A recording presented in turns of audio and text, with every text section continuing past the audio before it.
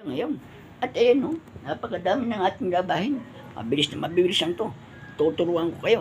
Kaya sa mga tamad maglaba dyan, watch and learn. Let's go!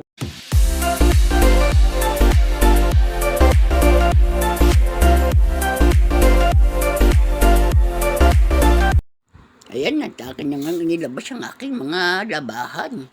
Manood lamang kayo kung gaano lamang kabilis itong aking labahan. Ayan po, at atin nang lalagyan to ng tubig para malinis na. At ayan nga guys, ay sinimulan ko ng lapirutin ng aking mga labahan. Kitang-kita nyo naman guys, kung paano ko pa ikot-ikutin yan natin, barambubal ang aking nilalaban. Ay nga pala guys, napakagaling ko talagang maglaba. At sa sobrang bilis nga pala niyan guys, inabot nga pala ako din ng hapon. Ayan, nilipat ko ng pwestong camera at hindi makita kung paano kung paikutin to.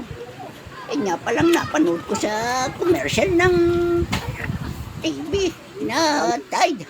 Ayan may power ng 10 kamay yan pinaikot-ikot Eh mekos mo lamang yan. Ayan, at pinigapiga ako, pinapit-tapit ko. Napakagaling ko talaga dyan. Alam nyo guys, bibihira lang sa matinong tawang nakakagawa dyan. Ayan nga kita nyo naman. Talagang marami kayong walang matututunan sa akin. Mga itinuturo sa inyo. A few moments later.